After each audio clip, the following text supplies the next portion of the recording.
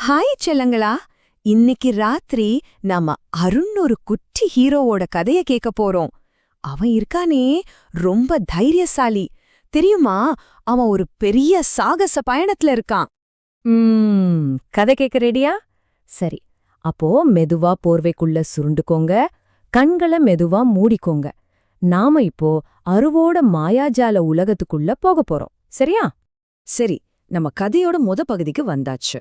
இங்கதான் நம்ம அருவுக்கு ஒரு பெரிய கஷ்டம் வரப்போகுது. என்னாச்சுன்னு பாக்கலாமா? ஐயையோ, பாருங்களேன், அரு போற பாதை எவ்வளவு சின்னதா இருக்கு. ரெண்டு பக்கமும் பெரிய பள்ளம். கீழே எட்டி பார்த்தா தலை சுத்துது. ஒரு சின்ன ஸ்டெப் தப்பா வச்சிருந்தா கூட டும்முன்னு கீழே விழுந்திருப்பான். பாவம், அவனோட குட்டி இதயம் லப்டப் லப்டப்புன்னு வேகமா அடிச்சுக்கிச்சு. ஆனா கரெக்டா அந்த நேரத்துல அவனுக்கு ரொம்ப முக்கியமான ஒண்ணு ஞாபகம் வந்துச்சு. அது என்னவா இருக்கும்னு நினைக்கிறீங்க? யோசிச்சு பாருங்க. கரெக்ட். ரொம்ப நாள் முன்னாடி ஒரு மினுமினுக்கிற நட்சத்திரம் அவன்கிட்ட ஒரு ரகசிய வார்த்தை சொல்லுச்சு. அது என்ன தெரியுமா? நம்பு. அவ்வளவுதான். அந்த சின்ன வார்த்தைக்குள்ள ஒரு பெரிய சக்தி ஒளிஞ்சிருந்துச்சு. அவனுக்கு கண்ணுக்கு முன்னாடி எந்த வழியுமே இல்ல. ஆனாலும் அந்த நட்சத்திரம் சொன்னதை நம்பி நான் அரு கண்ணை மூடிக்கிட்டு ஒரு பெரிய குதிச்சான். ஐயோ, அடுத்து என்ன ஆகிருக்கும்? அவன் அப்படி குதிச்ச உடனேயே ஒரு பெரிய அற்புதம் நடக்க போகுது. வாங்க, கதையோட அடுத்த பாகத்துல என்னாச்சுன்னு பாக்கலாம். இப்போ சொல்லுங்க, என்ன நடந்திருக்கும்? அரு கீழே விழுந்துட்டானா, இல்ல ஏதாவது மாய நடந்திருக்குமா? என்ன நினைக்கிறீங்க? வாவ், பாத்தீங்களா? ஒரு மேஜிக் நடந்துருச்சு. அவன் கண்ணை மூடி குதிச்சதும் காத்துல மிதக்க ஆரம்பிச்சான்.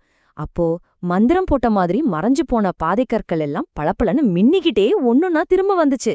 அரு மெதுவா பத்திரமா அது மேல கால வச்சான். அவன் தைரியமா நம்புனதுக்கு கிடைச்ச பரிசுதான் இது. அந்த பாதையோட நடுவுல ரொம்ப பிரகாசமா ஜொலிச்சுக்கிட்டு இருந்துச்சு. என்ன தெரியுமா அது? அவனோட பயணத்தோட 2வது படிகம். அரு அந்த படிகத்தை கையில எடுத்து ரொம்ப சந்தோஷமா இருந்தா. ஆனா அப்போதான் நம்ம கதையில ஒரு சின்ன மர்மம் வருது. அது என்னன்னு பாக்கலாமா? அந்த இடத்துல அருவை தவிர வேற யாருமே இல்ல.